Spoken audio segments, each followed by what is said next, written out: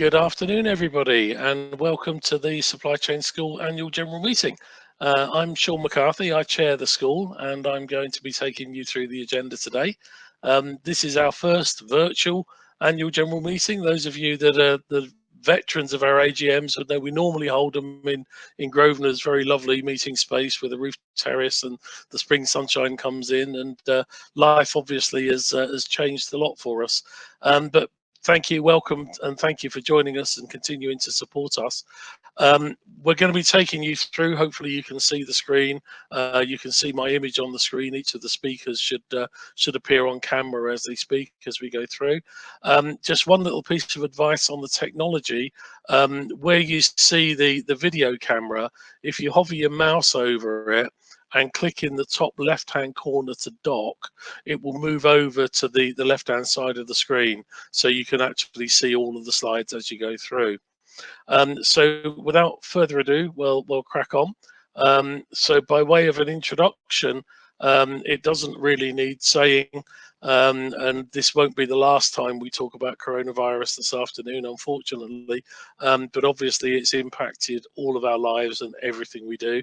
And I think we can pretty confidently say that what we currently understand to be business as usual is likely to be very different. You will be hearing as we go through the agenda today how we're dealing with the coronavirus crisis as far as the risk profile is concerned, and also you'll be hearing from Ian about what assumptions we're planning to make in the business plan as we go forward and find our way through this crisis. Operationally, we decided some weeks ago that we won't be running any live events between now and September. So we plan to do absolutely everything online from here on in. So this is the agenda for this afternoon. We have an independent chair of the school, me, and Dale's just going to take us through a quick voting session to cover off that. We have a number of formalities that we need to go through, and then hopefully something a bit lighter and a bit more fun at the end. Next up is the annual report. So we're going to hear from our board member, Keith Chanter, on his independent review of the accounts. Hillary's going to be presenting on the impact survey and the annual report. And Kieran, another of our board members, is going to be presenting on the risk register. Next up is Ian. Ian will present the business plan to you. This is a business plan that's been approved by the board. He's also going to talk through a couple of scenarios that we've modelled given the coronavirus crisis, and we'll be asking you to vote on that. We've had 2 vacancies on the board, and we've gone through a recruitment process. Martin was leading that process for us. He's going to take you through the board's recommendations. We're going to hear from the 2 new board members that we're recommending and ask you to vote on that. And then we've got a quick fire round of updates. We've asked our teams to provide 2-minute presentations on a number of the initiatives that are going on in the school. I think there is just so much happening in the supply chain school now. It's quite difficult to stay on top of everything. So we do take the opportunity to give you an overview of what's gone on and to celebrate some of the successes and the challenges that we've faced. Do feel free to type questions. You'll see in the bottom right-hand corner of your screen the chat box. So do feel free to type in any questions as you go. I'll be pausing for thought at the end of each of the presentations to pick up any of your questions to take forward to the speakers and ask them to respond. So hopefully that's quite clear for everybody. And as I say, thank you for continuing to support us. And I do hope the technology holds up, but I'm sure it will. So this is the Supply Chain School. Just a couple of slides by way of introduction. I'm sure many of you are very familiar with the school and what we try to do. This is the mission that we developed some years ago, and I think it remains very valid in today's environment, to be the world-class collaboration to enable a more sustainable built environment. And what we're learning to do now is to do more of that virtually. We, as many of you know, we are a virtual learning environment, but we also run more than 300 events a year. We're learning our way into how to do those virtually. Some years ago, we came up with our vision for the school. And again, last year that the board validated that vision, we didn't think it needed any extra work. We have subject matter that enables a sustainable built environment, and you'll be hearing from the team quite how wide that subject matter can be, and some of the amazing projects that we're actually involved in. The target audience is anybody who works in or aspires to work in the built environment sector. We have over the years been providing more and more training now for trades and operatives, and again learning how to do that differently with short toolbox talks, animations, videos, that sort of thing. All of our workshops and all of our learning are accredited for CPD purposes. We do engage in new knowledge in various ways, working with universities, and we've got some very exciting plans for the coming year to really ramp that up.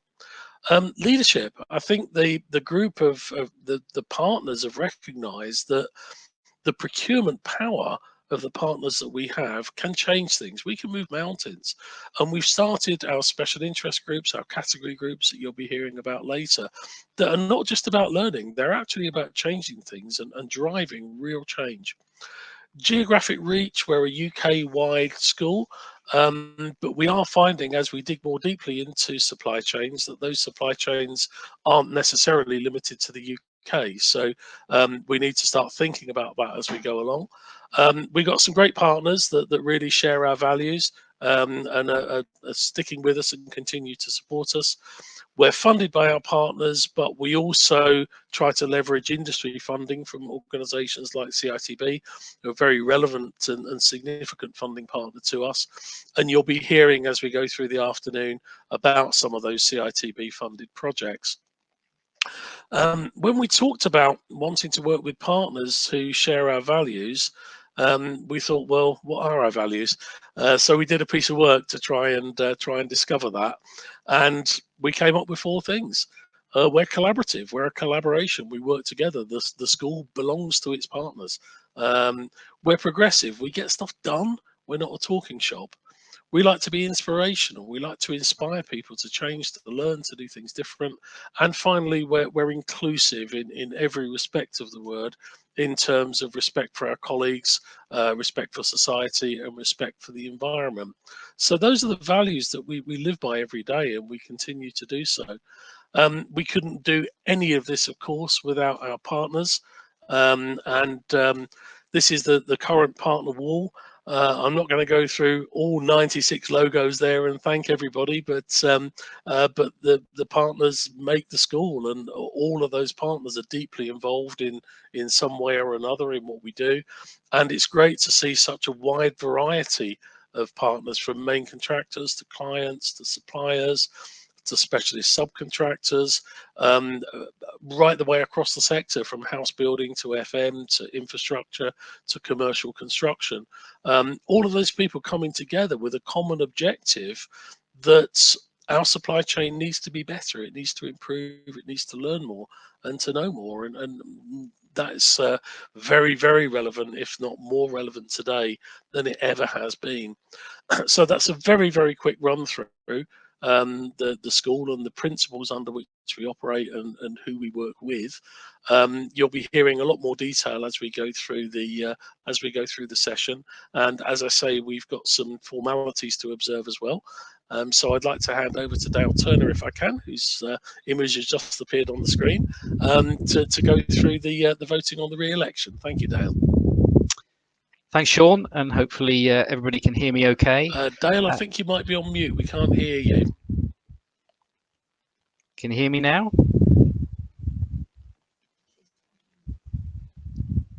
Dale, you're shaking your head.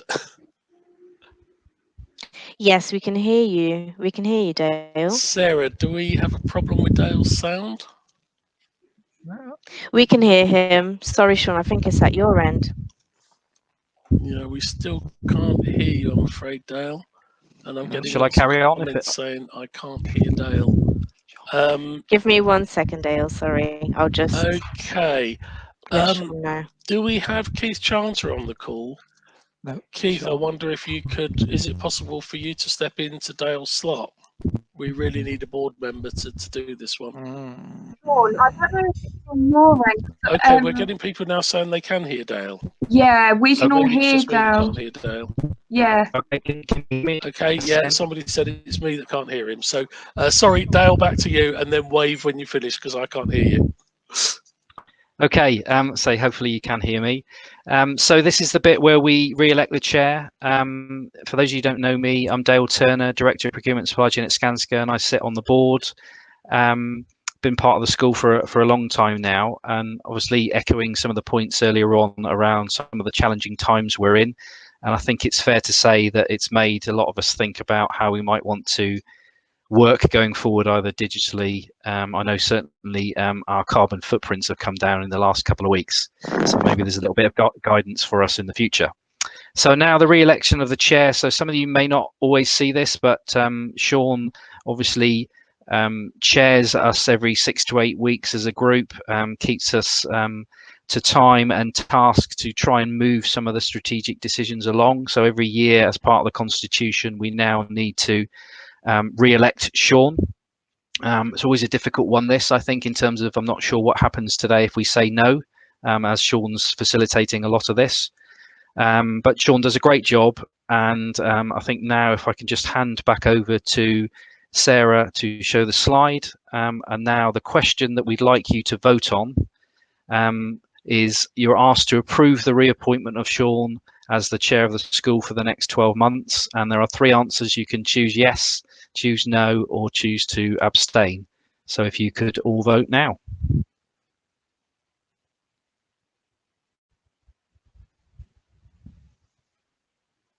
So we just pause for a minute and then we'll come back to you with some results in a second.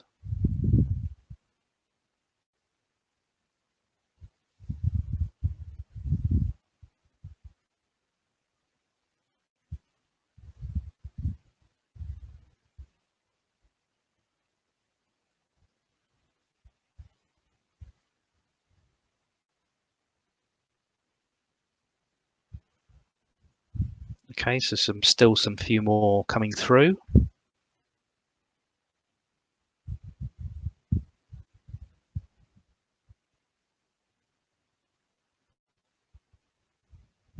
Dale, that's all for now. The stats at your end. So that's just showing that 35 of the 64 have voted rather than what the answer is. So I can see from those that have actually voted, 63% of people have said yes, and there's a 5% to abstain. Okay. Dale, you can scroll the slide down on the right-hand side. Okay. So hopefully you can see that. So there are nobody that's coming back and saying that they don't want Sean to be the chair, and there's a clear set of yeses there. So I take that as approving Sean for the school chair for the next 12 months, and we'll hand back to the next presenter. Thank you, Sean. Thank you. We're all learning in this period about technology and its foibles, but welcome. My name is Keith Chanter, MCOR CEO. Quite a busy time at the moment for us all in the industry. And welcome the input of all of the colleagues that I'm collaborating with, and this is where the school should really come into its own. My job as a financial reviewer really stems from my previous life as an accountant, which seems a very long while ago now, but the essence of the review is threefold. First, to ensure that the basis of the allocation of income and costs appear reasonable, given the activities delivered by our delivery partner, Action Sustainability, on behalf of the school. So what we're trying to do there is to make sure that when they present information, whether it be for an income or revenue or expenditure, they're actually classifying in the right pockets, so then we can analyse that and rely upon it. Secondly, to review the reasonableness of the value for money of those services delivered by ASTL. This is somewhat difficult in many respects, so I'm not looking at the actual delivery cost for every single item, but what I do is look at the individuals who are involved in this, the costs of those individuals, and the allocation to the tasks that they're performing. And in all instances, those costs are both reasonable, if not on the economic side of what we might see from a commercial activity. And then the third one is to review the financial position of ASTL to assure the school of the longer term viability of the delivery partner. Clearly, we want ASTL to stay in business for us and to continue the great work that they, as a foundation to the school, provide for us. And in that regard, I did ask a question just to deal with those sort of coronavirus issues of myself and then of the ASTL directors. What's your position in terms of the go forward? Well, one of the benefits of the arrangement we have for them is that the funding that came in from CITB, the cash flow for it, was front-end loaded. So there are substantial cash reserves in the accounts of ASTL, which enables them to weather this storm and take us into the new year with some confidence. And we'll see some planning from Ian Hipton-Stall later on how that actually works in practice. But as of today, assuming they haven't spent all the money, I'm sure they haven't. Yeah, it was a good position to be in at the end of the last financial year, and they're in a great position to carry us forward through this this pandemic. So let me just take you through some of the slides that underpin my review in many ways in terms of the analysis. We've got some income here comparing last year to the current year. And what's pleasing to see is the partner income actually increased as we see the CITB core grant funding starting to diminish somewhat as we get through that profile. But also really importantly, there's extra grants coming in for the work that the CITB want to pursue, and government want to pursue in terms of initiatives for the future. So the FIR grants, the digital skills grant, the procurement grants, and the offsite grants coming in. And that's a credit to the school to be able to, with their partners, and thanks to the partners that supported those applications in many ways, bringing that to bear on this community. And these investments then come from the government to basically make sure we can continue our great work. Total income, including partner and grants, has gone up nearly 23%, matched by the expenditure, because pretty much it's a break-even activity. So really good news from for any business will be pretty proud to see that sort of result in their annual accounts. Where did that income come from? We kind of covered it already, but you can see the CITB grant is still a core of it. The cash for that has already been received essentially. So we'll have less of that income as we go forward into the next year. And one hopes that we'll see some partner income increases. Of course, that's a bit challenged within the environment we sit in now, but it's a good position. And you can see the sort of rough allocation, if not precise allocation of those revenue streams. On the expenditure side, a lot of it is in delivery of those core activities that we set up some time ago with CITB, but also quite a bit of it now from the new funded programs with those grants coming in. You can see a very substantial amount out to staff. What I did there was to check the allocations from ASTL to the school for two reasons. One is to make sure they're reasonable. So from the limited knowledge I have, there were the staff that I recognise as names working on our projects full-time, part-time or whatever. And secondly, just to look at the salaries and terms and conditions roughly of those individuals to see if they were value for money, and I conclude that they absolutely were. The overheads of the business ASTL charges to us are very moderate, very low in relation to sort of industry standards. So again, value for money is really assured there, and obviously at the end of the day, ASTL make a margin which is roughly 10% up on costs. Which is consistent with the agreement that we have with them. In terms of the financial review then, concluding, ensure that the basis of allocation of income and costs appear to be reasonable. I absolutely do conclude that. Review the value for money aspects of the services delivered by ASTL, absolutely conclude that. And equally importantly, in these conditions, I can conclude that ASTL is in a good position to continue into the future. So with that, it's not an audit, it's just a financial review of the information that's provided to me. The school does not have its own separate set of books and records, but those are the conclusions I have made, and I think we're in a good position to go forward. With that, Sean, I will try and hand over to you, assuming you can hear me, and wish everybody well in these difficult times. Yes, thank you, Keith. I can actually hear you now. I had to log off and log back on again, but I can hear everybody, thankfully. So thank you for that, Keith. Obviously, it's really helpful and hopefully provides reassurance to our partners around the financial disciplines of the school. Now, we'd like to talk a little bit more about the operational side of the school and what we've achieved and what our members think and what our members have achieved. So I'd like to hand over now to Hilary. Thank you. Hi, everybody. Probably repeating the question that everyone says that everyone can hear me. I'm going to carry on unless I get told no one can hear me. So hello, good afternoon. My name is Hilary. I think a lot of you already know me, but for those of you that don't, I am responsible for managing the school team and ensuring the smooth delivery of all the activities that take place within the school. And I'm going to take you through basically how the school has performed this year in terms of learning activity, and then I'm going to move on to the key highlights from the impact survey that we've undertaken. Just to remind you, the report is online. We will be sending links out as well so that you know where it is. It's a long report. It's very interesting. I said the same thing last year, but there's so much going on in the school that there is just a lot of detail to get across to you. So please do take some time to read it. So, performance, how have we done this year? We've had another busy year, lots of learning, lots of new learning and tools being developed, and you're going to hear a lot about that in detail from my colleagues a bit later on.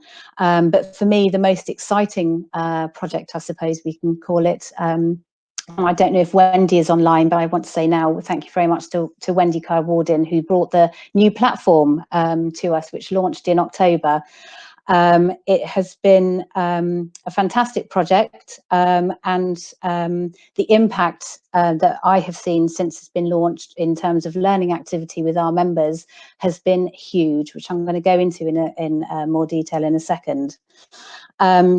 I think the key reason for this learning activity since this launch is because the platform, as you would have gone onto it, is so much more easy to use. Learners can find what they want within a few clicks. It's simple, it's clean. So I hope you all agree.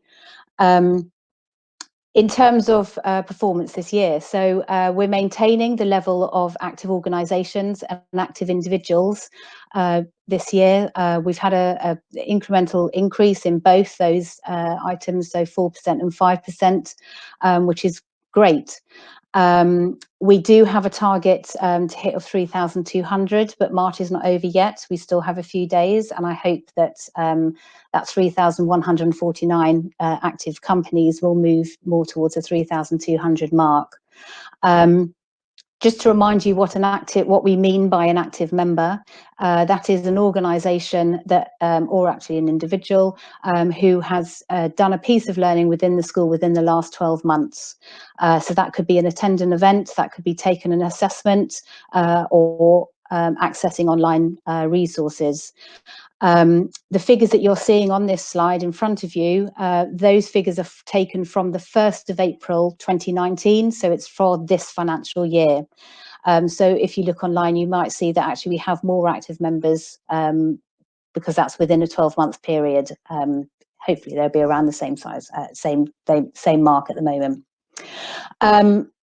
One thing to say about the active organisations and users and the impact that the web platform has had is the number of resources being accessed this year. It has absolutely exploded since launch. The report will give you more detail in terms of month on month compared to last year. So you will really see the increases there. So last year there was a resource access of 25,000. This year we're up to 40,000 and counting. What this is telling me is that the people that we're engaging, so our active members, they are learning lots, they are doing lots within the school. It's a really fantastic thing to see. And that's further supported with the e-learning downloads, which have nearly doubled this year to last year. So real fantastic news. So 12,500 e-learning downloads. I'm going to come back to the bronze, silver, gold level members figure. As you can see, that has gone down. I will talk about that in a second, because I first of all want to talk about assessments. So in the top right-hand corner of your screen, you'll see the figures around assessments. First of all, to note, we, along with the launch of the platform, we actually also launched a new style of assessment, which the operations group gave a big hand, and a lot of you partners as well, thank you very much, were involved in developing, and it's moved to more of a maturity matrix style form of assessment. We were feeding back to everyone throughout the year that actually we were struggling in terms of numbers of assessments being taken for our members. This has been a recurring theme from the beginning of the year, this financial year. I see it as two key reasons. First of all, we were getting a lot of feedback in the first half of the year before launch that actually partners wanted to hold off for the launch, rightly so. Just to before they started to communicate with their supply chain to encourage them to use the web platform. And we know, as it is stated also in the report, it explains around the fact that the voice of the partner is so important to get engagement with your supply chains. The school can send out lots and lots of messages, but it really helps when you guys are actually also saying, come and learn in the school. Big help. The other thing that we've noted since launch, so post-launch, I would say, is that actually what we have seen is a huge increase in individual assessments being taken. As you can see there, we've had over 2,000 individual skills assessments being taken, and that's a 63% increase from last year, which is brilliant. And I think the reason behind that is that actually the web platform is more geared towards individual learning as such. So when you first log on, you're taken to your dashboard. And of course, we want people to learn. So it's great that they're going in and doing their assessments. It's the same story really on the other side with reassessments. So you can see we've had a big increase in individual skills reassessments as well, 150% increase, which is just brilliant.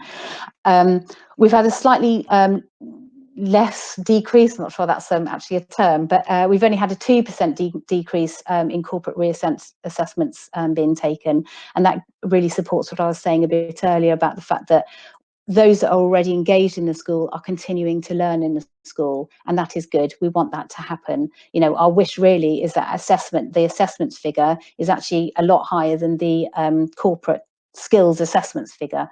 The 807 figure that you see, it's important to note that they are new organisations that have taken an assessment, so it's still good. The 2,000 figure you see there, that's 2,000 new assessments. 2,000 people have for the first time taken an assessment, and I think that's very powerful. So moving back to the bronze, silver and gold figure, I think a key reason that that's decreased, which obviously is disappointing, but it has happened, is because there are a bit less assessments being taken. And I think those levels are maintained by assessments and doing those within a specific time period. Moving on to partners, Sean mentioned earlier, we've got 96 partners, which is absolutely fantastic. So we've actually seen 15 new partners welcome to the school this year against a target of 12. So Paul, I think you're listening, so thank you very much for that hard work there. The reason you're seeing a figure of 9 there is that we've unfortunately lost 7 partners due to various reasons throughout the year. So the net effect is that compared to last year, we've gone up by 9. So moving on. To the impact survey, the majority of the report is actually taken up by looking at the figures and cutting the data in various different ways around the impact report, and it is a promise or an interesting read. Third time we've done the impact reports.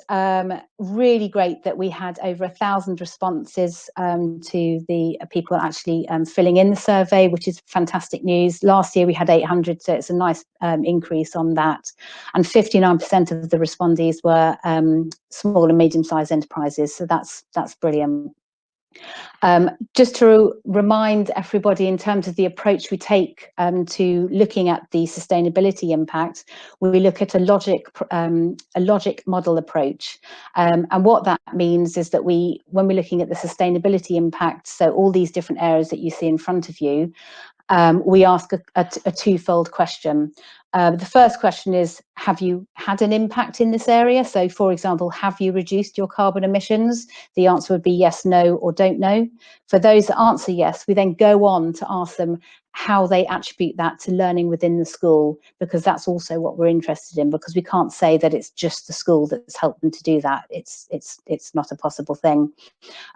So when you're looking and reading through the report and looking at these figures, it's important to keep that in mind.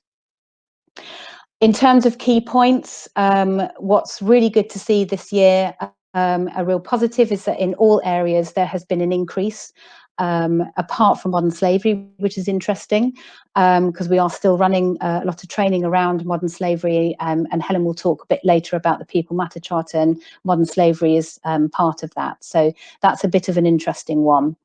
The highest areas of impact remain as modern slavery, as you can see, 69%, fairness, inclusion and respect, the community engagement, and also responsible sourcing. So they are the highest areas of impact, and they have been for the last 3 years.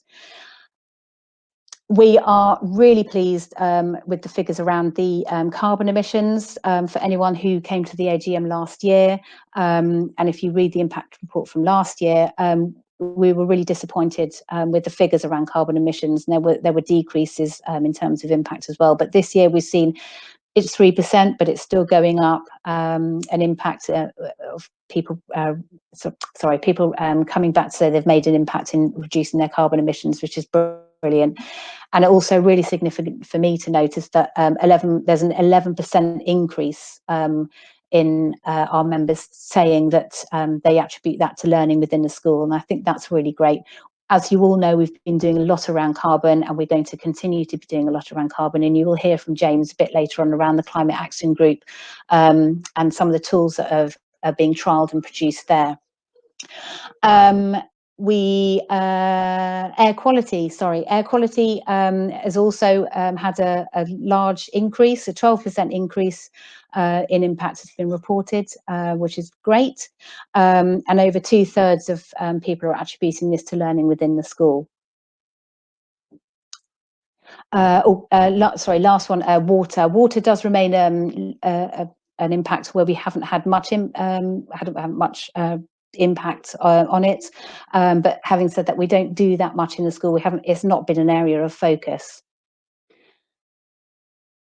Moving on to the impact on business performance. We also are keen to understand what impact the school is having in all of these different areas as well, and in business performance. So really key points to note is that, again, similar with sustainability impact, we've had an increase across the board in all different areas, which is really pleasing to see, in particular as most of the respondents, well, over half the respondents were small and medium-sized enterprise. So it's good to hear from the supply chain that we're having an impact with them. Last year as well, we had a few decreases in some of those areas. So, for me, it's a real positive that this year we've seen a turnaround in that. Interestingly, retaining talent has had actually the largest increase, with a 9% increase in impact. And I wonder that perhaps that's because of the work that the school is doing around fairness, inclusion and respect, and the impacts that we're having there. The area which sort of remains the highest is, as you can see, 74% of people are responding, saying that they've got a better understanding of sustainability. Last year, I talked about the fact that actually a lot of people are on the beginning of their sustainability journey, and I think it's still the case in a lot of areas. But I think also people are beginning to move on along that journey, and that's the start. So that's a good thing that we've got nearly 3/4 of people saying that they are having more impact around understanding the sustainability issues within the built environment. So that's me finished, really. Do please go and have a look at the report. If you have any questions around it, please feel free to email me or give me a call. I'll be happy to talk you through anything. And I think we'll be handing over to Kieran. Okay, thanks very much, Hilary. We're not seeing any questions typed up on the screen, so we'll move on if we can to Kieran to talk about the risk register.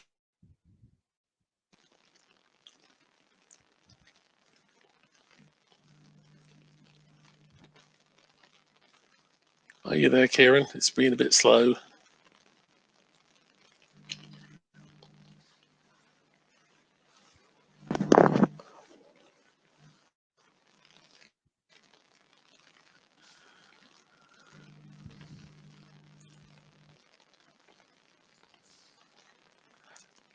Sean, I think Kieran's struggling a little bit, so maybe it might make sense if I move on to my section and we can come back to Kieran and the risk register at the right moment, if that's okay with everybody. Yeah, thanks a lot, Ian.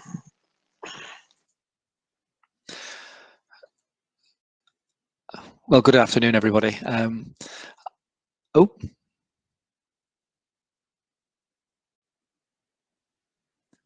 Is Kieran there then? Is he ready to start? The slides have just been moved back.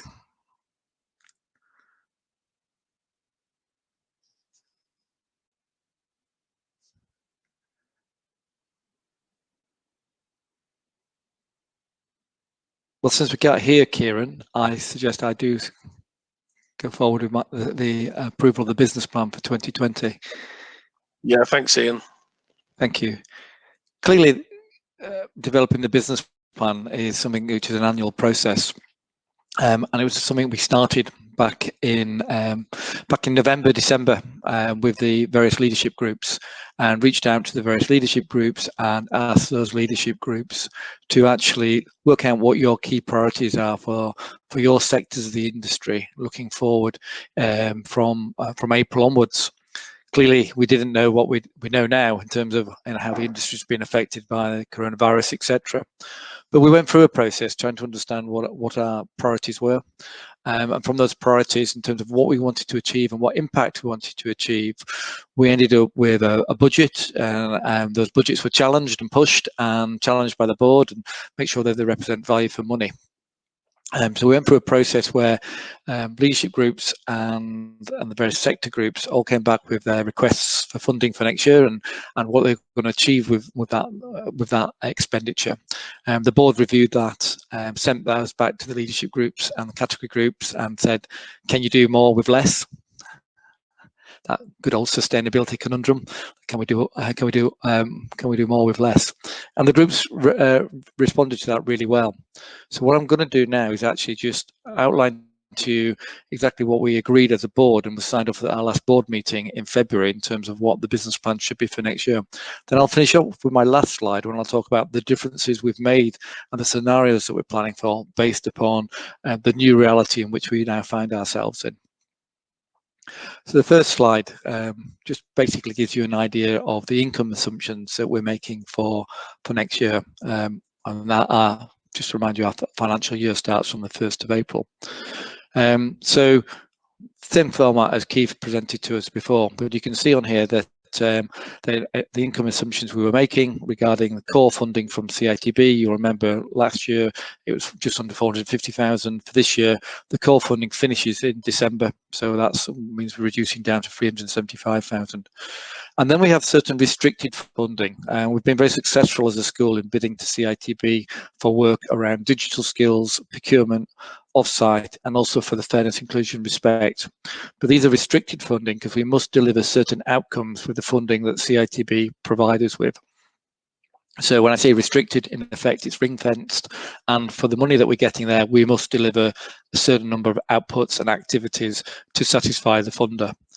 On top of that, we have the partner income, which, thank you very much, 96 of you are all contributing to that at various price levels.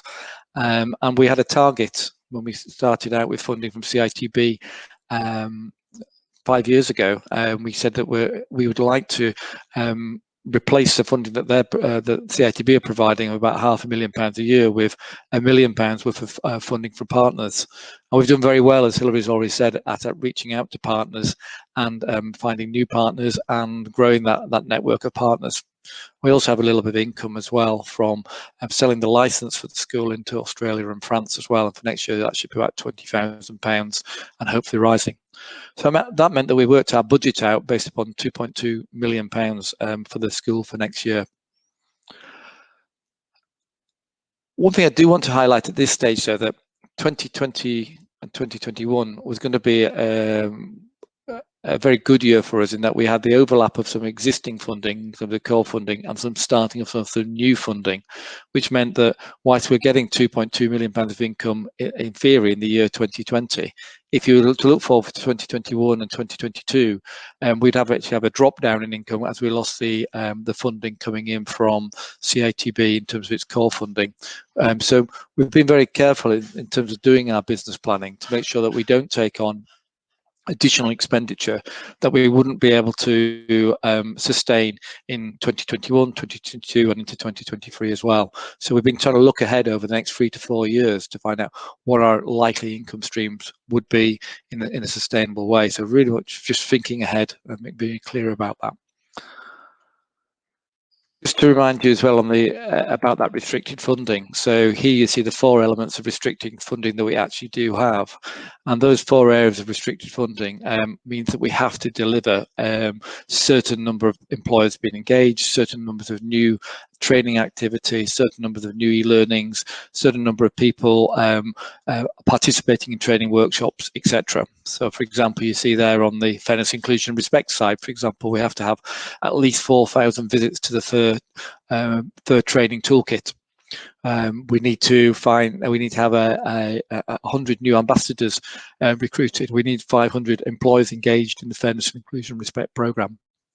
So some very specific outputs and activities that the funding that we get from CITB actually relates to. And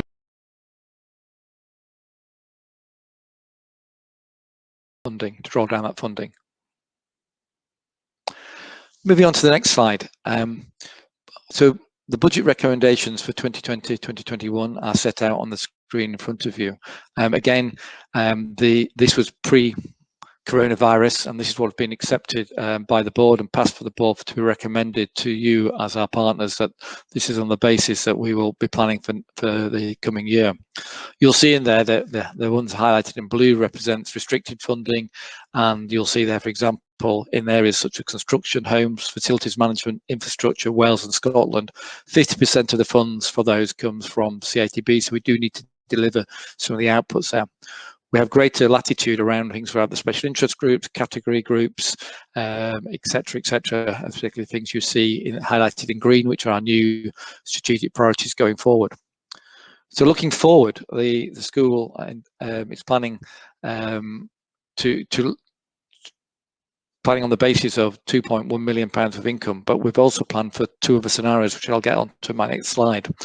But one of the challenges that the board set out to the to each of the leadership groups was how each of those leadership groups could save £10,000 each, and if they saved £10,000, how we could recycle that money into concentrating on some of the core activities we really wanted to focus on, some of the core impacts. So we were looking at things like the People Matters Charter.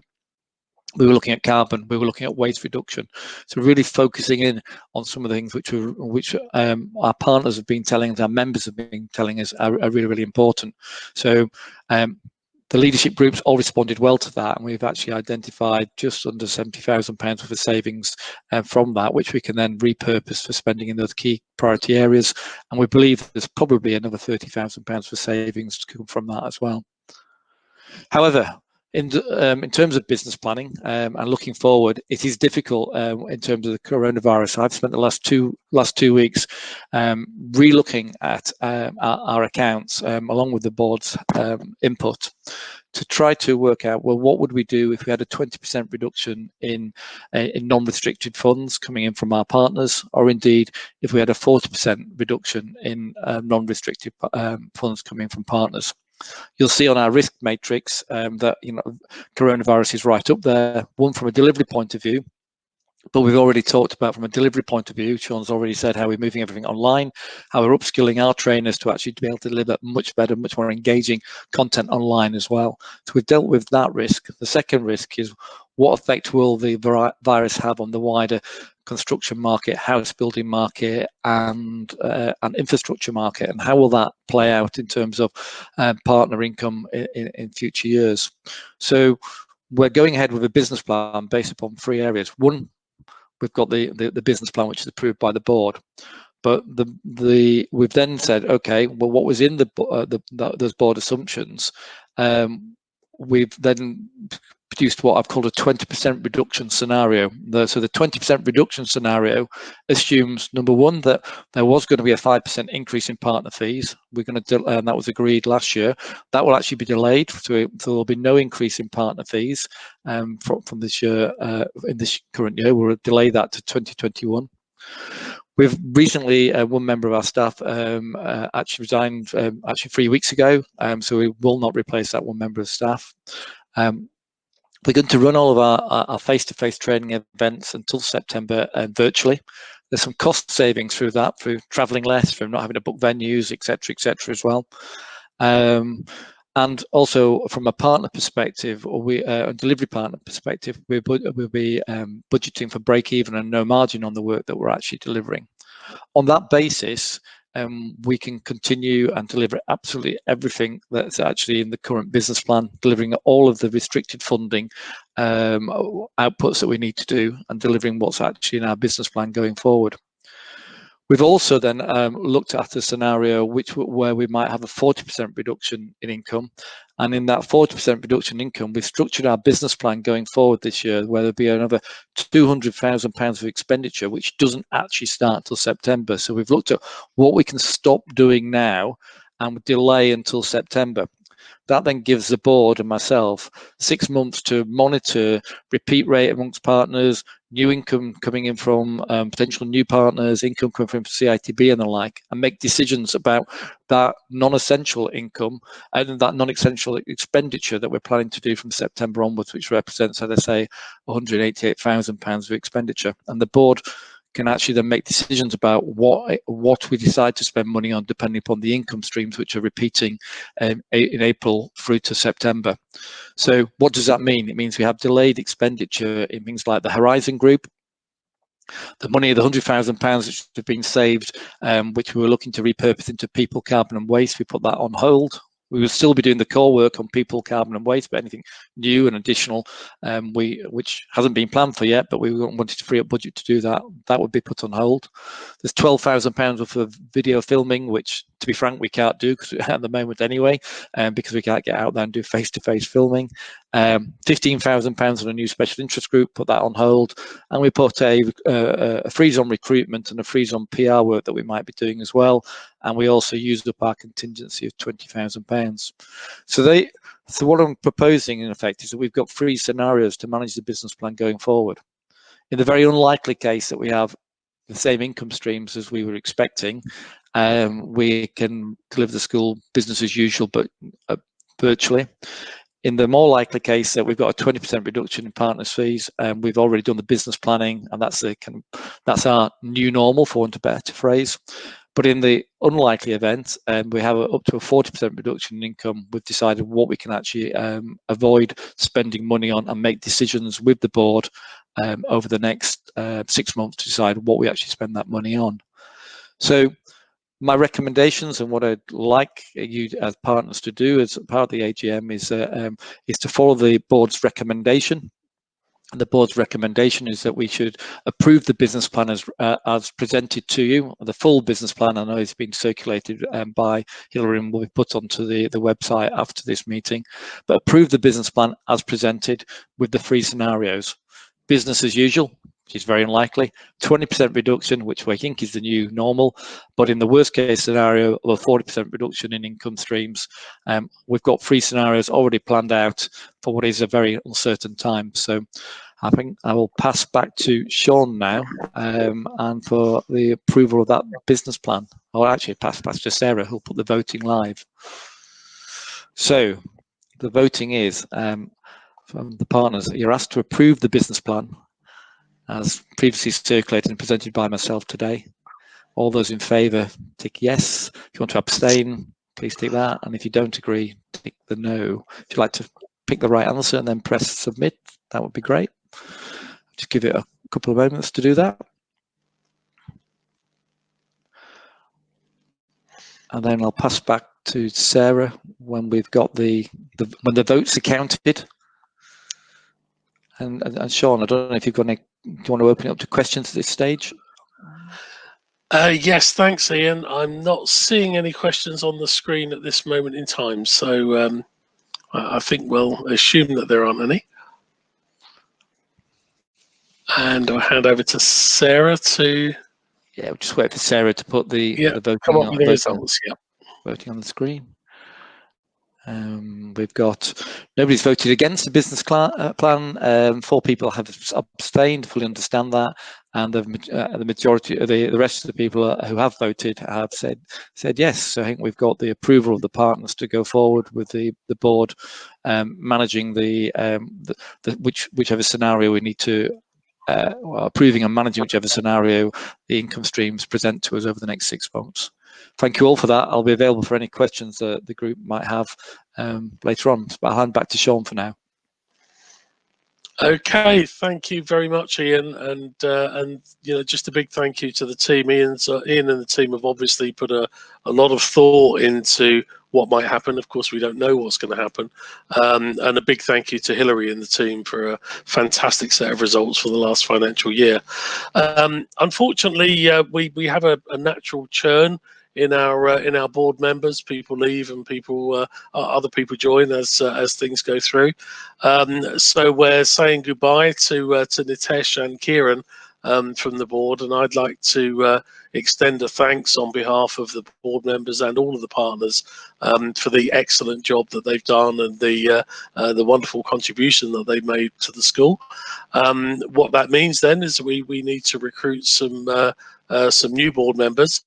And I'd like to hand over to Martin, who's led that recruitment process, just to talk through briefly what's been done. Then we're going to ask for our 2 recommended board members to give us a quick presentation of themselves and who they are. And then we'll be asking the members to vote to approve the appointment of 2 new board members. So Martin, over to you, please.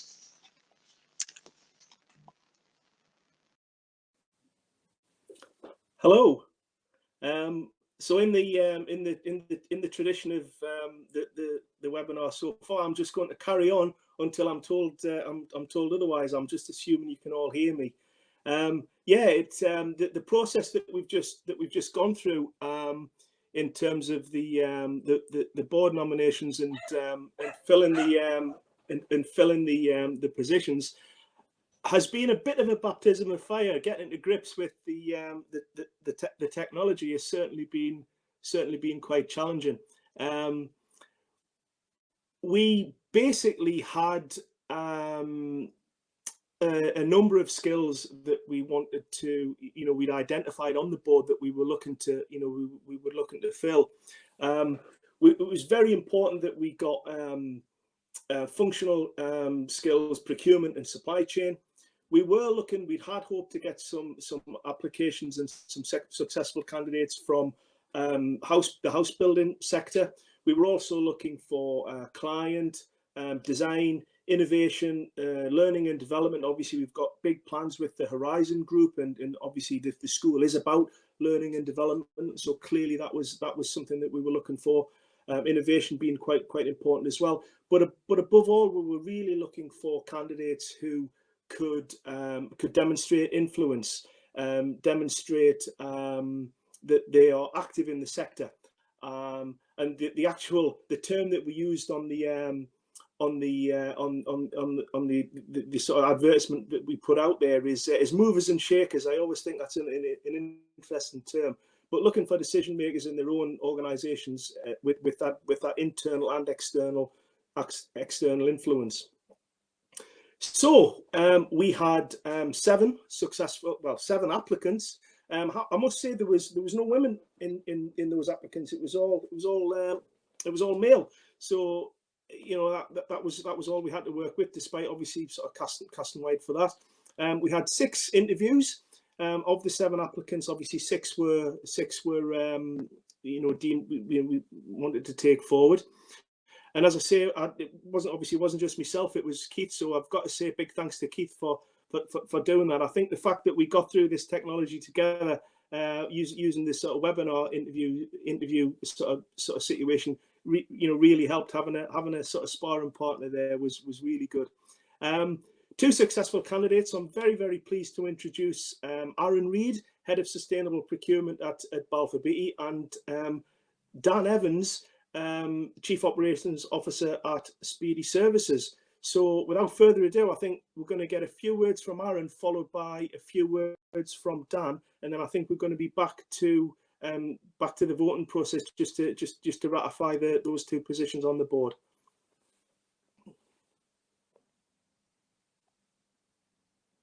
So I think, Aaron, if you're available, I'm going to switch over to you now.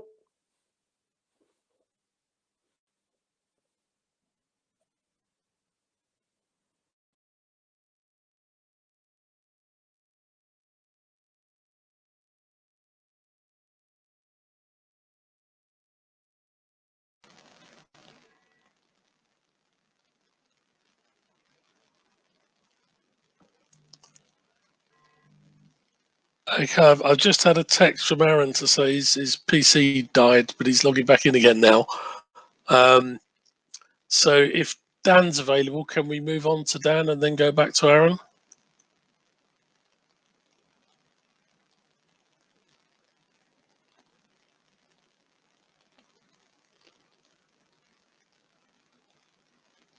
Hi, it's Hilary. I've just heard from Dan. He's having problems. Sean, bear with us one moment. Dan is on the line to Rosie, so we're trying to get Dan online, and meanwhile Kieran is also trying to join. So perhaps we should move on to the next slide and then carry on. Okay, yeah, thank you, Sarah. So I guess we'll move on to the next piece, and thanks, Martin. And once we've got Dan and Aaron back on again, then we'll ask them to say a few words, and then we'll go back to the voting on the board recommendations. So technology challenges, aren't they great? Okay, so we're going to move on to the next series of presentations now, that we're going to run.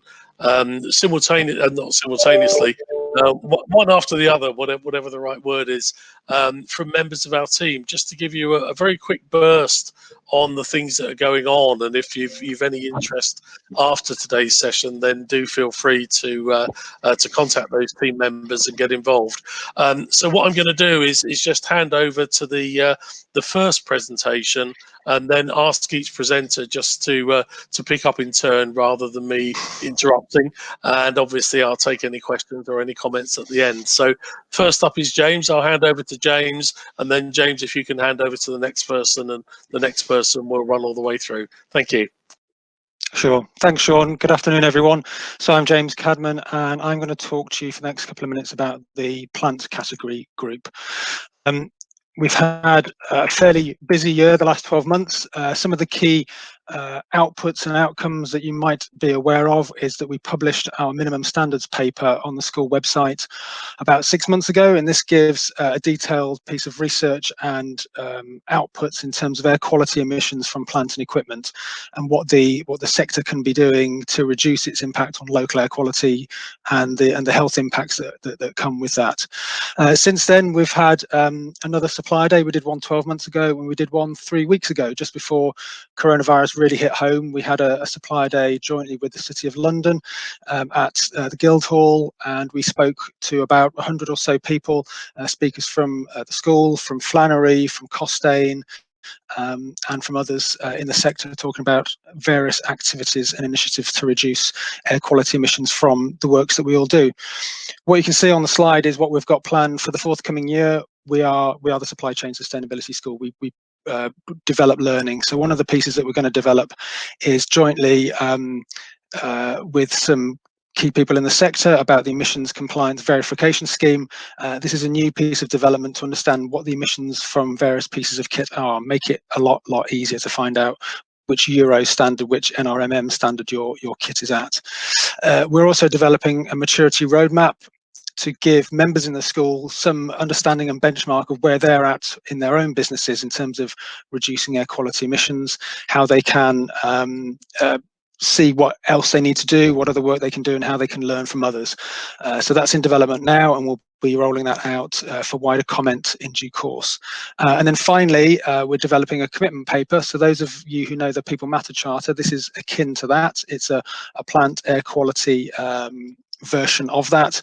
We've been developing that in the group, and we want to get as many partners and clients involved signed up to that to say that yes, we're going to abide by the minimum set of air quality standards that have been developed in the school to help reduce the impact of those emissions. And where we can go further, but these are kind of a baseline of where we should be doing our best. So that's me done for now. I'm going to hand over to Helen Carter, who's going to pick up next with the People Matter Charter. Over to you, Helen. Thanks, James. Hello, everybody. Hopefully you can see me. My name's Helen Carter. For those of you who don't know me, I have been working on the Labour Group for the last 12 months with some of the partners I can see on the call. In terms of what we need to be looking at for our business plan and for the successes of this year, the first thing I want to do is say a massive thank you to everybody who not only developed the charter with us, was involved in a launch event, which I think went very well in January, and has also signed the charter and committed to it. So you can see as of today, that number 52 has increased to number 53. And in true multitasking, while we've been on this AGM, Lend-Lease have just signed the charter. So we've been doing the same thing at the same time, signing up to the charter and talking about it, which is brilliant news. So 53 organisations have committed to the charter since it went live in January, which I think is phenomenal. And right now, I think it's also quite telling that we've had 3 additional inquiries this week. So if ever there was a case of people muttering, I think it's bringing it to the fore right now. So brilliant success. In terms of what we're looking to do over the next 12 months, obviously it depends on what we need to be looking at a budget. We have quite big plans, but that is dependent on funds.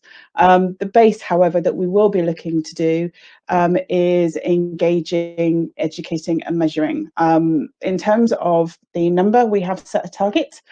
We are looking to predominantly double that within the next 12 months. We are looking not just for partners, but we have got a 50-50 split between almost partners and members in terms of signatories, which is really good and really interesting. We have subcontractors that make up 25% of the signatories. So again, it's a real mix. So that 100, we're looking to show a real diverse range. For those of you who aren't aware, there's a roadmap. Funds permitting, depending on what we can do, we are looking to automate that. We're looking to put more teeth into the charter over the next 12 months to keep engaging.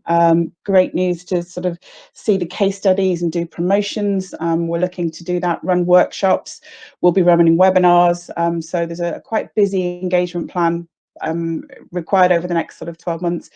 And then obviously looking to start to think about how we measure the impact of this. So there's a lot of plans in place in terms of what we're looking to try and deliver.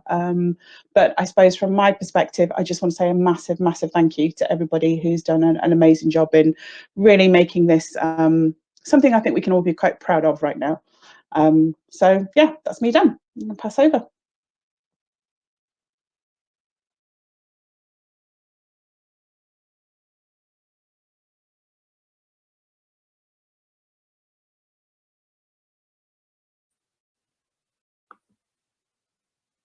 Good afternoon, everybody.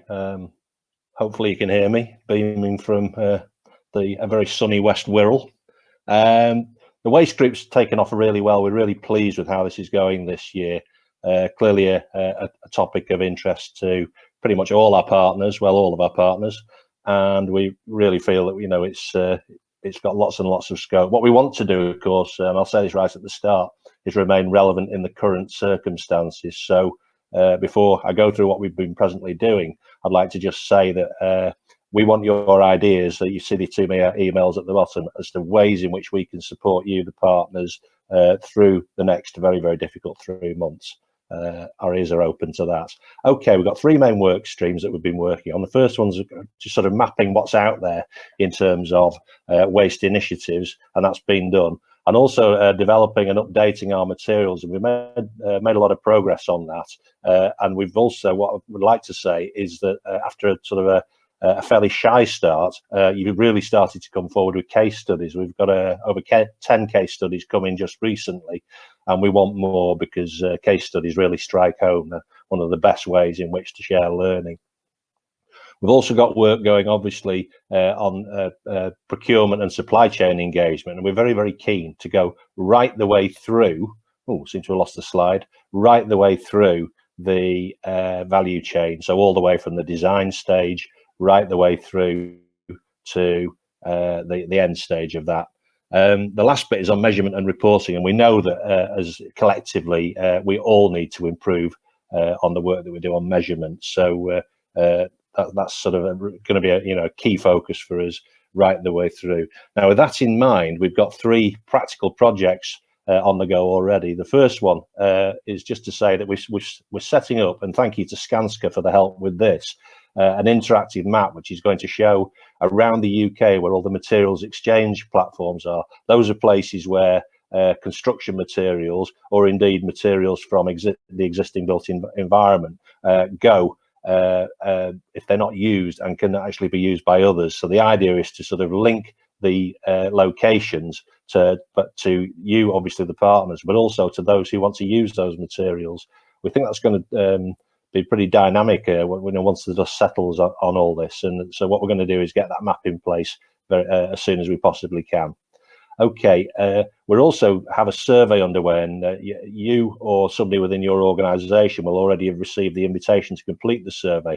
This is looking at plastics packaging, and it's not just for the sake of obviously reducing plastics packaging for its own sake, but we've got a very, very clear business reason now because of the announcements in the budget on the plastics tax. That's a £200 tax on any packaging comes in with less than 30% recycled content, and that will kick in 2022, which is very, very soon in terms of planning. So please ensure that your organisation participates in that. We want the maximum possible participation so that we can build up a really good baseline.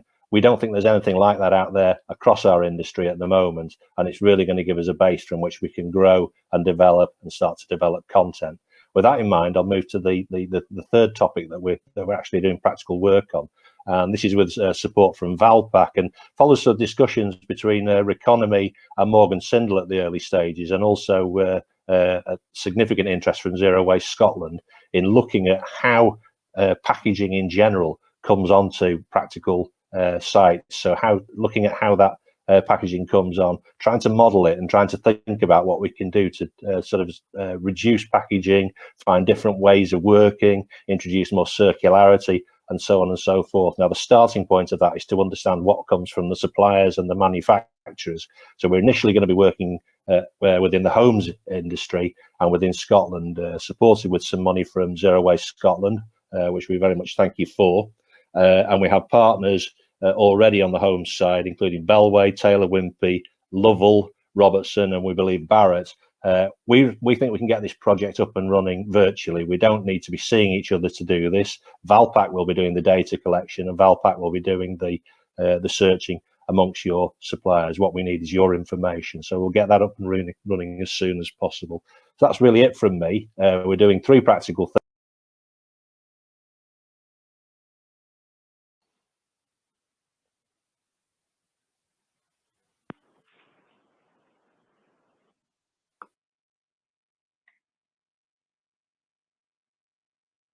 Thanks, Mark, and hopefully everybody can hear me okay. I'm just going to give a quick whistle-stop run through of what we've been doing on the Wellbeing FIG, which started late last summer. So broadly speaking, the objectives of the group were to demonstrate the business case for investing in well-being within the built environment. We had a really wide set of very engaged stakeholders within the group, which has made it so worthwhile. Along the way, we've been collecting practical examples of the wellbeing interventions that our partners and other stakeholders are making. We've been collecting some of the lessons learned along the way, and been looking at different strategies to respond to the main drivers of wellbeing. So what the group has achieved so far in brief is consensus on what some of the main drivers are that we are dealing with in the built environment. We've heat mapped the priority wellbeing areas. So for example, job design, financial security, access to nature, organizational culture. Those are a couple of the key issues that have come up. And as we've heard a couple of times already on the call this afternoon, obviously the current circumstances have somehow accelerated the flexible working options available or thrust upon some of us, and I think that will be quite interesting to tease out in our final output. So as I said, we've been looking for different case studies. This is ongoing, but if I've received about half a dozen, we're aiming for about 10 to 12, and I know that the call is out with partners at the moment. So if anybody has any that they would like to send, please do get in touch. And the output that we're aiming for is a short guidance document on emerging good practice, the types of resources that companies can use, and tools. And this will be applicable to SMEs, one-man bands, right the way up to principal contractors and beyond. So we're trying to capture practical examples from across the spectrum. And then this report will also accompany an infographic, so a visual zoom out, if you like, on what well-being means to the built environment. So we'd like to demonstrate the different drivers, stakeholders, and linkages, so we can look at it from a strategic perspective. We're looking not just at individuals in the here and now, those working on the built environment physically, those working and living in it, and also who comes along next, so who are our downstream users and occupiers, and how we can build the well-being of communities in general.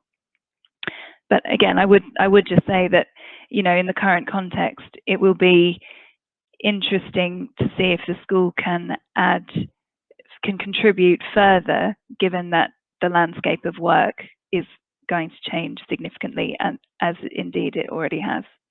I think that's enough from me, so I'll hand over now. Thanks.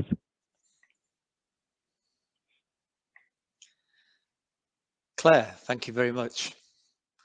Good afternoon again, everybody. So I sit on the Fairness, Inclusion and Respect group, and I'm very happy to present progress on this area. As you probably are all aware, CATB funds us on the Fairness, Inclusion and Respect work, and the work is funded via CECA, Civil Engineering Contractors Association. And we work very closely with Bryony Wickenden and others at CECA to deliver this programme of work, which I think is vitally important and dovetails very, very smoothly with the work which has been done on in the People Matters Charter. And it's great to see that we're one of the component parts of that jigsaw. Just a big overview, we've got a 4.5-year programme of work to be funded by CATB. Just the presentation you can see on the screen in front of you, one of the things we had to do was to reach out to people to explain to them about FAIR, and we had a target to reach 18,000 unique visitors to access the FAIR pages of our site, and to look at and download resources from the FAIR toolkit.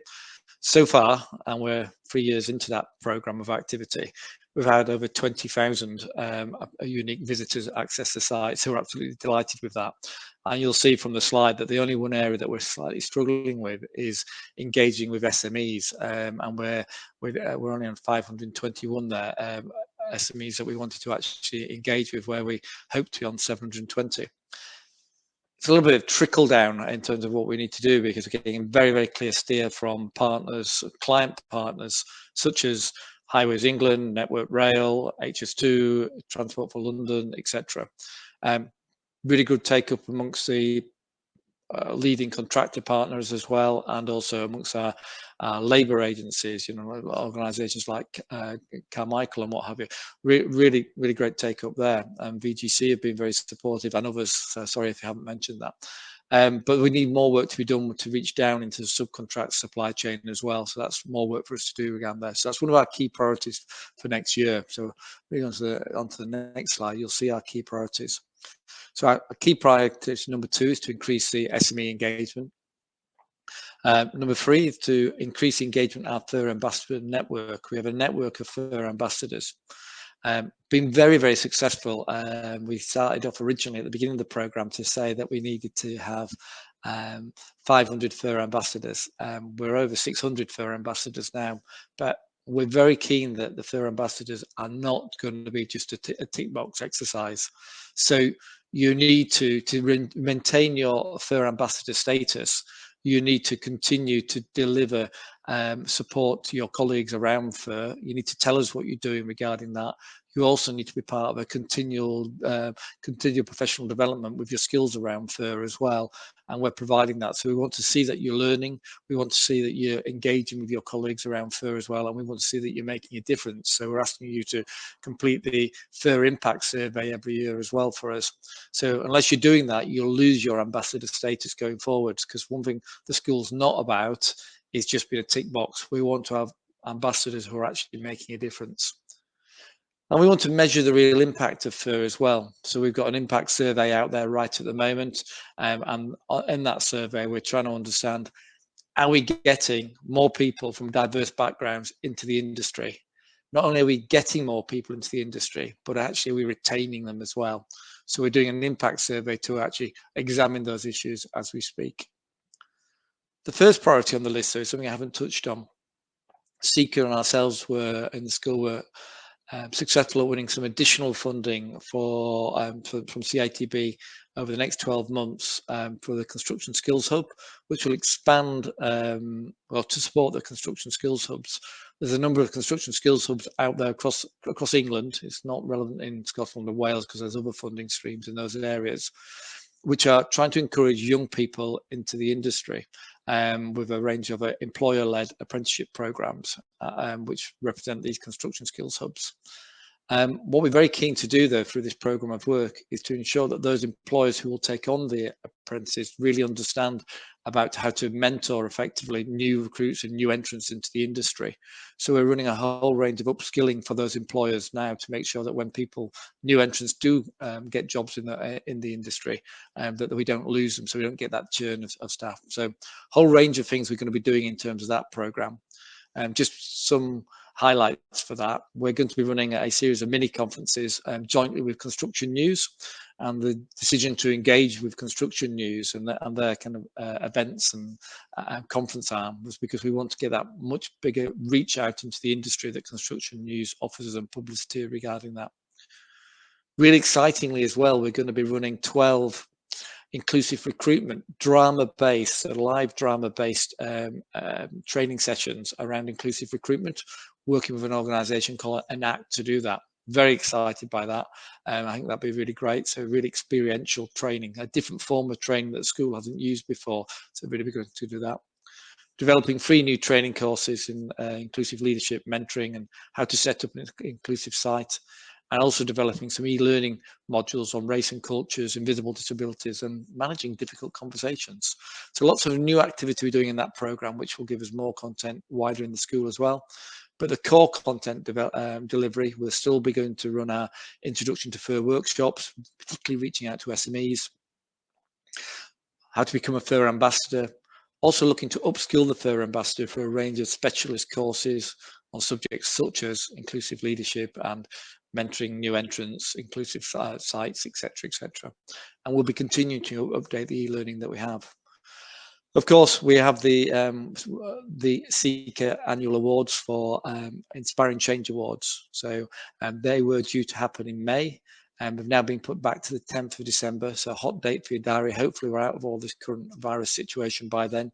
So the Inspiring Change Awards, which celebrates all the great work that's been done by members and partners in fairness, inclusion and respect, celebrates it once a year through the Inspiring Change Awards and Inspiring Change Conference.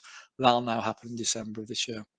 So great program of work, been really great to be involved in that, and it's good that we've got some additional funding next year to expand the work that we're doing in that area. So that's me covered for that. I'll now hand on to my colleague, Dave Emery. I've been really pleased to have worked with Dave very closely over the last year or so, and Dave's been leading on the development of a whole range of new activities in the offsite world. So Dave, over to you. Thank you, Ian. As Ian said, I've been working on this project since May last year, called Improving Skills in Offsite Construction.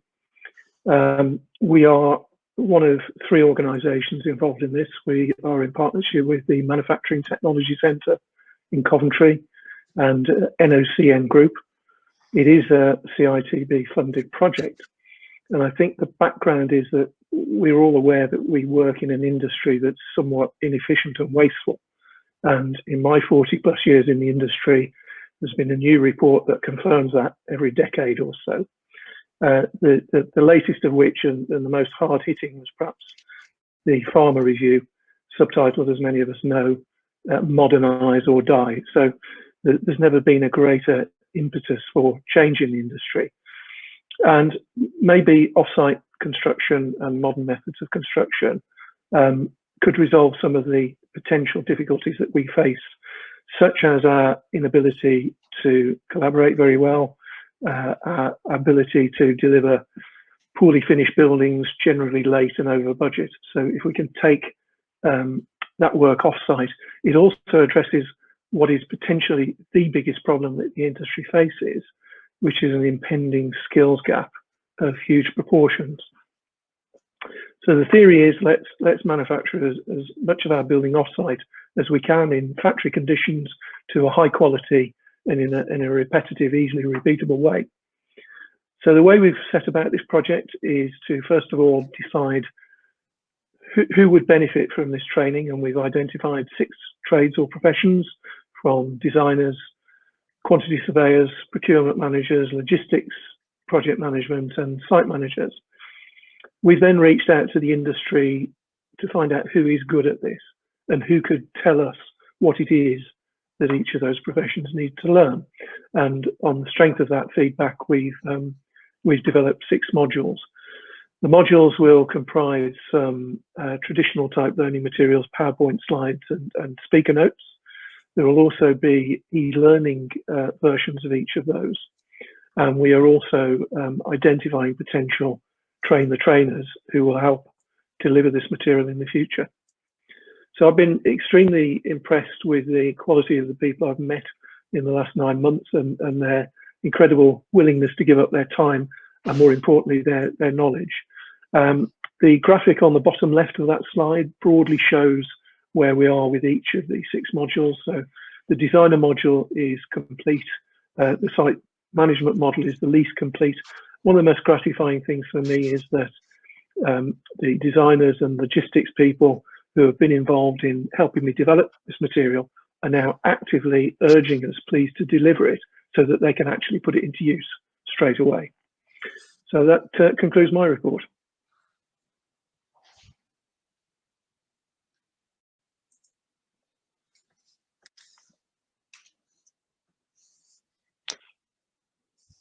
Thanks, Dave. Hi, it's me again. It's James Cadman. Again, I'm going to be talking about the Climate Action Group for the next couple of minutes. This group has been in existence now for about 8 or 9 months. Clearly, there's still a climate emergency going on. We currently have the very acute situation that we're all living through at the moment, but underlying all that, there is still a climate emergency and an associated biodiversity emergency too. One of the fringe benefits I have noticed, I'm sure some of you have as well, is the relative lack of contrails in the sky. There's been far less flights going on, which has both economic impacts as well as environmental impacts, of course. In terms of the Climate Action Group, this is one of our special interest groups within the Supply Chain School, chaired by Martin Gettings, and we've had a really strong engagement of partners and suppliers. The basis of the group is to actually measure carbon emissions across the supply chain. That's scope 3 in carbon jargon, for those of you who know that, and then to be able to use that data to put actions in place to reduce our carbon emissions. It's not just about measuring it, it's about managing it as well. And in true school style, we'll be putting together a set of learning materials to support various organisations in their activities to reduce their emissions. The school, of course, already has a whole bunch of materials there, but we want to enhance those and create a real hub for carbon learning. So the two main work streams that we're delivering through this Carbon SIG is to gather data, to do some measurement, and for that we are using Action Sustainability's online performance tool.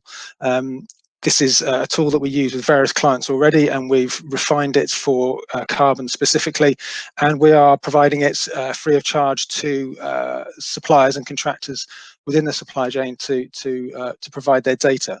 This benefits them. They have a tool to understand their own carbon impact and to understand where their hotspots are. And it provides the scope 3, the supply chain carbon data, to the partners, to the clients as they see them. Importantly, we've added some new functionality to our tool, which allows contractors to apportion their carbon impacts between their different clients. So it's not just one lump number, it's apportioned in a percentage way to different clients. So the receiving partner or client can understand the scale of their scope 3 carbon emissions. We're currently in a trial phase. We had a very successful webinar earlier this week to get everybody on board, particularly suppliers and contractors, to understand the inner workings of the tool and what they need to do, who needs to do it, when, why, how, and all those good W words. And to get to a point that in April they can start reporting data for the 3 months that have just gone, January, February, and March. This is a good opportunity for me to put out a call to all the partners listening that if you want to get involved and you want to get your suppliers and contractors involved, then just get in touch with myself or my colleague, Charles Nord, and we'll get you set up. All that we require from you is for you to nominate a few of your suppliers or contractors that you would like engaged in this process. We've got so far about 20 partners or so and about 20 or 30 contractors who are actively engaged. The more the merrier. We can scale this up within the performance tool for definite. As the next few months go on, we're going to be developing more of the learning content that I mentioned a minute ago, and part of that is really getting to the detail of understanding how to do carbon footprinting and how to get people actively using that data that comes out the back of it.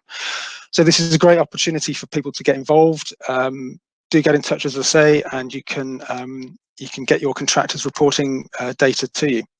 Okay. That's my little snippet done. I'm going to hand over to Antoinette.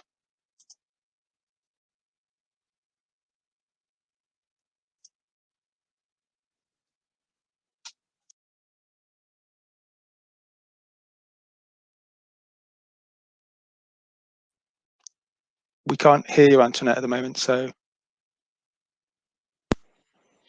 Can you hear me now? Yeah, we can. Fabulous, thank you. Hi, everyone. I'll start again. Introduction. So I'm Antoinette Irving. I'm the project manager for the new CITB funded project, which is called Performance Through Procurement. This project brings together supply chain members and client organisations to drive increased performance through the adoption of a better procurement and a supply chain management practice and improved collaboration. We will achieve this through a performance dashboard, skills diagnostics tool, accredited training courses, e-learning modules, and an online resource library of learning videos, materials, and tools. We expect measurable improvements to show in this performance that will be included as at least a £5 million target of productivity and improvements. Our project hosts a leadership group chaired by Daniel Harvey from Waits. They meet on a quarterly basis, and to develop the project further, we have several steering groups that are formed, and we're also working closely with SIPS and King's College University. King's College will also design and develop 3 training modules with a focus of a strategic approach to collaborative supply chain relationships and systems, and both short courses and e-learning development through that. So I guess it's a shout out as well. If you guys like to get involved, please do get in touch. I'll hand over to Jeremy, who I'm also working with. Over to you.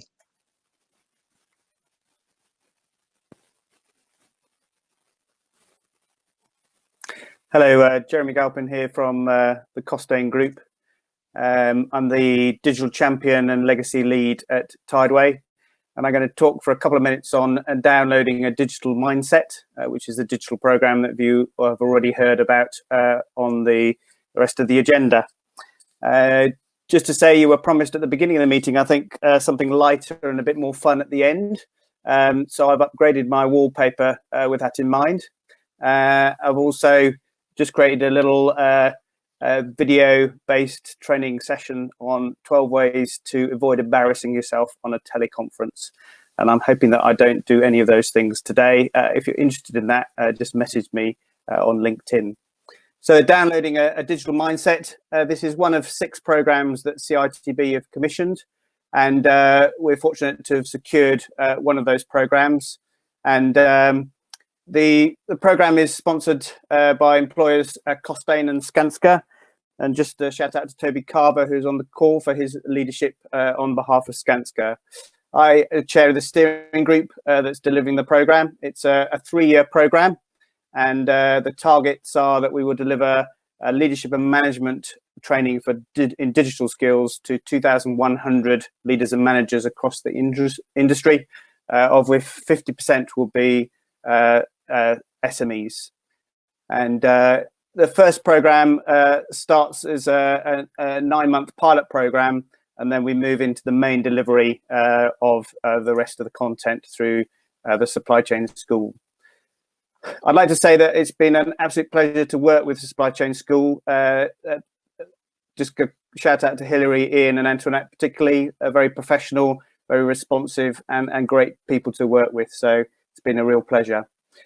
These are the 5 elements that we are developing and delivering as part of the program. And I'll work my way anti-clockwise around this very original diagram.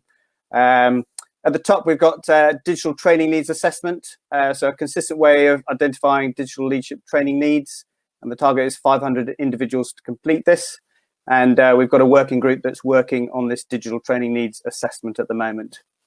Then there's a program, a face-to-face instructor-led program, which is behavioural change for leaders and managers, downloading skills for digital thinking. And we've got 150 target individuals in that pilot program. For that pilot program, we are developing 2 Harvard-style case studies with UCL. One is based on the Tideway project and the delivery of digital skills on the East section of the Tideway project, specifically how we've delivered productivity improvements. And the second case study is based on the Skanska supply chain. And those case studies interviews have been completed. The case study is being written up. Originally, we were due to start delivering in June. We will have to look at whether we do that virtually or we push the delivery timescale back. Moving on to the third element is 5 CPD e-learning modules, increasing the quality of digital leadership training materials available. And obviously that will link into the digital training needs assessment that we talked about earlier. The fourth element is digital bites tech videos. So leaders have a better understanding of digital technologies. My belief is that if you really don't understand the technology, it's very difficult to understand the potential for your business and therefore to lead or manage any element of it. So we will have some digital introductions to things like IoT, blockchain, 5G, etc. And finally, a digital maturity assessment. Again, we've got a working group working on this, looking at a consistent way for industry to benchmark digital maturity, to baseline and monitor progress. And the target is 500 organisations to complete. And that's me completed. Thank you very much.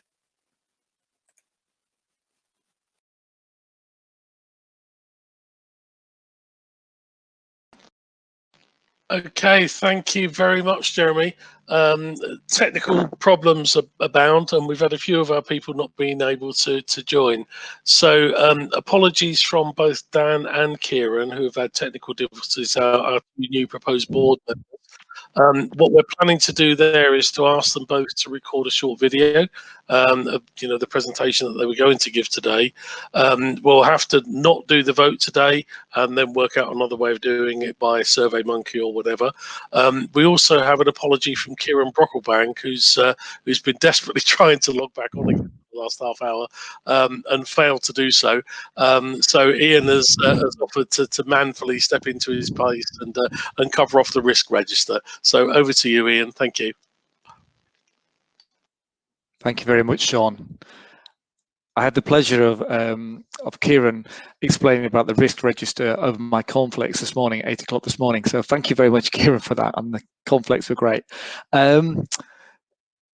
So we have a process for measuring risk, and what I don't intend to do is to go through each of the various risks that we have in these slides. We've circulated them before. I think it's important for you to understand, as our partners, that the board take very seriously that we have a risk management process in place, and that really the purpose of this item on the agenda is to give you reassurance to the fact that actually, as a board and as a delivery organisation, we have a process in place, we have good governance in place to address risks that they coming to us.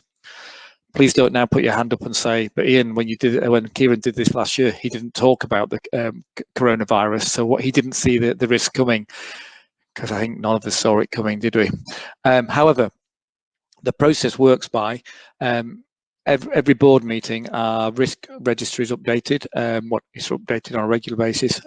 Hilary, along with Hilary keeps the data up to date, along with Anna Baker. So Anna Baker, who sits on the board from Sir McAlpine, owns this along with Hilary, and on a monthly basis they review the risks, and then at every board meeting the risk register gets circulated as part of the pre-read to the board.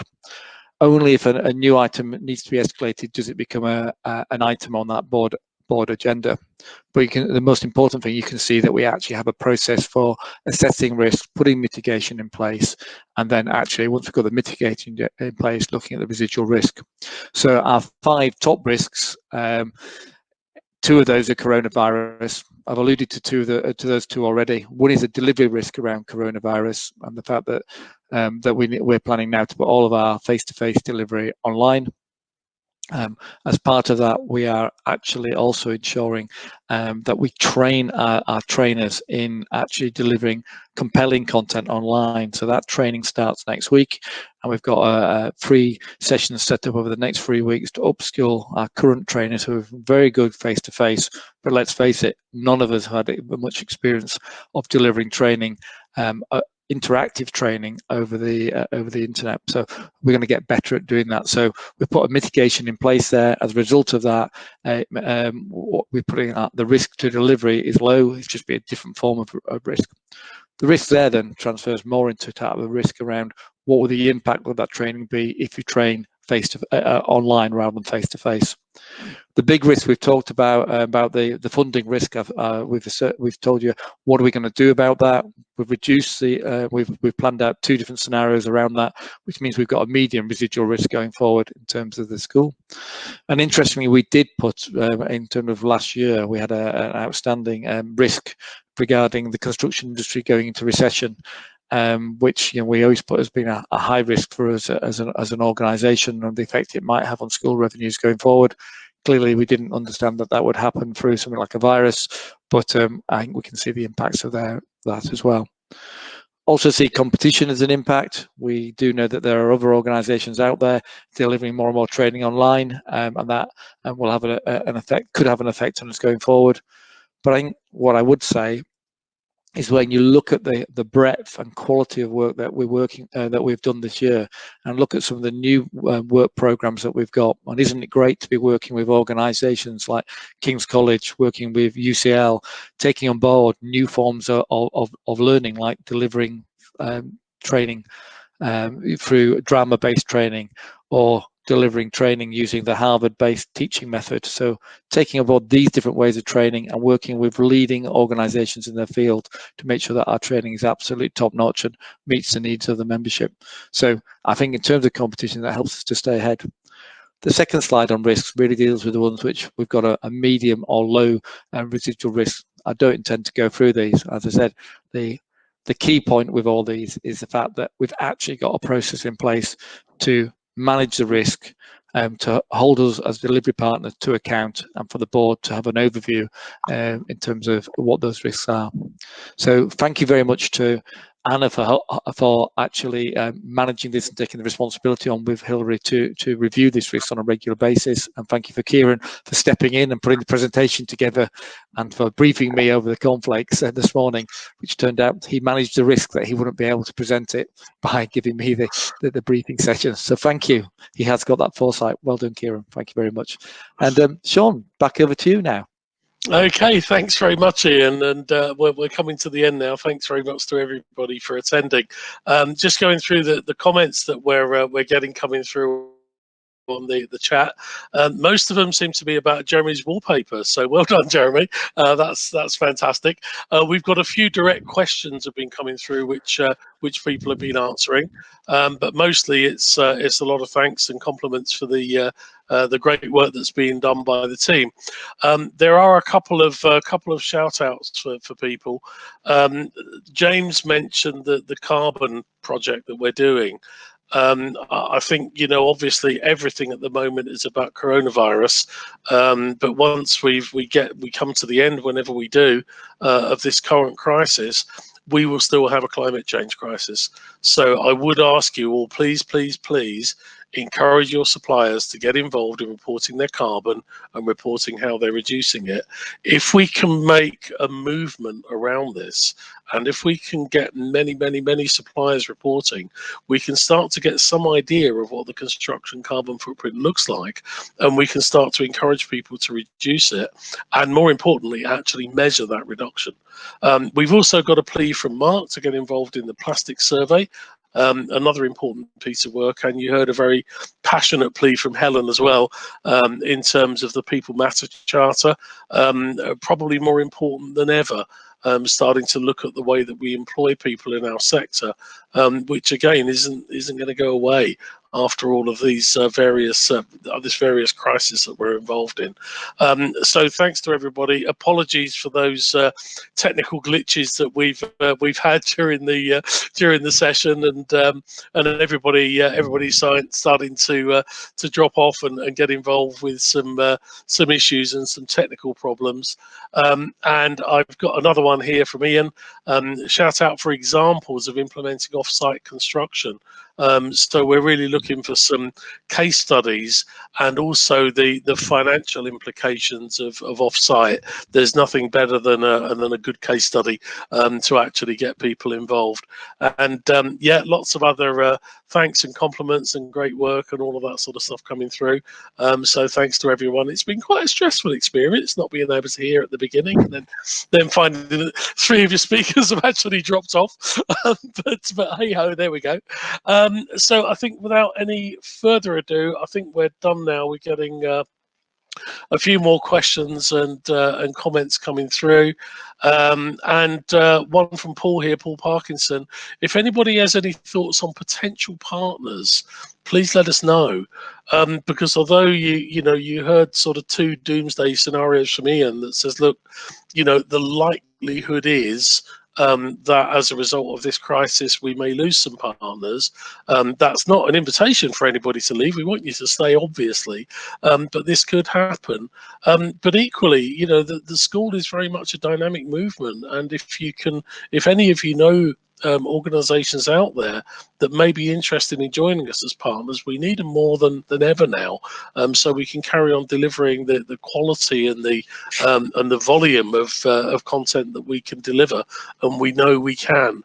So without any further ado, there's a few to-ins and fro-ins about email messages and getting in touch with Paul, etc. So obviously we can cover that offline. So I'm going to close the conference now. The conference is being recorded, so you will be able to get this from the website. You can also pass it through to anybody who wasn't able to attend. I think we've had a pretty good attendance today during the course of the afternoon, despite the circumstances. I think we were something like 65 guests at peak, and we're down to a few less now. It's quite understandable on a Friday afternoon and with technical connection problems. So thanks to everybody. Thanks very much for supporting us in this difficult time. Thanks for attending our first virtual meeting. We hope next year to be in the sunshine on Grosvenor's roof terrace again, but who knows? So thank you very much. Have a good weekend and keep supporting the school. Thank you.